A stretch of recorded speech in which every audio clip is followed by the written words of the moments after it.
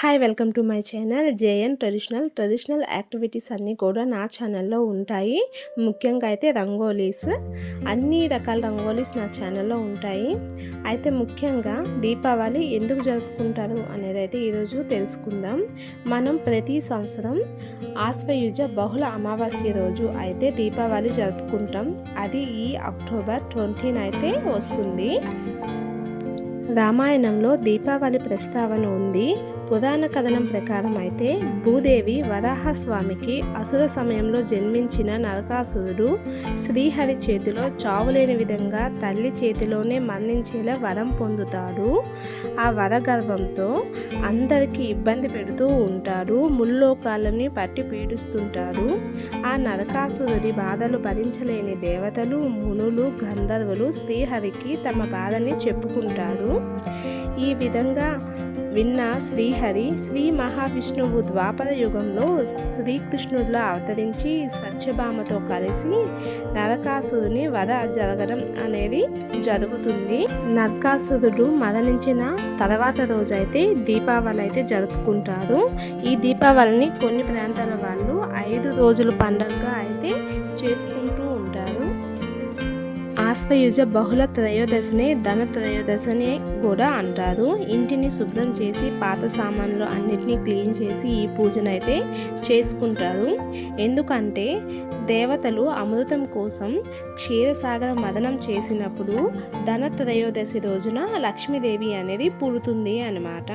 So అందుకోసమని ధన త్రయోదశిని ఆ రోజే అమ్మవారు పుట్టింది, లక్ష్మీదేవి పుట్టింది అని భావించి ఆ రోజు అయితే లక్ష్మీదేవికి విశేషంగా అయితే పూజలు చేసుకుంటారు. సో ఆ రోజు వెండి, బంగారం లాంటి వస్తువులు కొనడం ద్వారా లక్ష్మిని ఇంటికి తెచ్చుకున్నట్టు భావిస్తారు.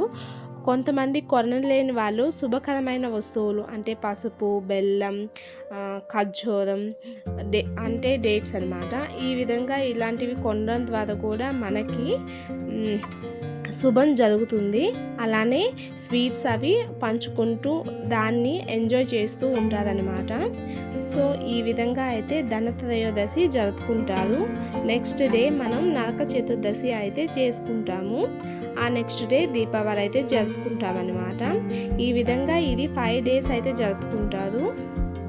అలాగే ఆరోగ్యానికి, ఔషధాలకి అధిపతి అయిన ధన్వంతరి జయంతి కూడా ఆ రోజే మనం చేసుకుంటాం. అందరికీ ఆరోగ్యమే మహాభాగ్యం అంటారు కాబట్టి ఆ రోజు ధన్వంతరి జయంతి కూడా జరుపుకోవడం వలన లక్ష్మీదేవి అనుగ్రహిస్తుందని అయితే అంటూ ఉంటారు. ఇక దీపావళి రోజున దీపాలతో తమ ఇంటిని మంచిగా అలంకరించుకుంటారు. రంగోలీతో లక్ష్మీదేవికి ఇష్టమైన నువ్వుల నూనెతో దీపాలను వెలిగిస్తే అమ్మ అనుగ్రహం లభిస్తుందని అయితే నమ్ముతూ ఉంటారు.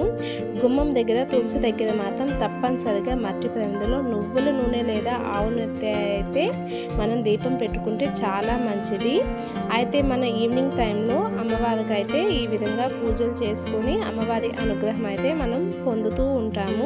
సో ఈ దీపావళికి అందరికీ కూడా మంచి జరగాలని మనస్ఫూర్తిగా అయితే కోరుకుంటున్నాను.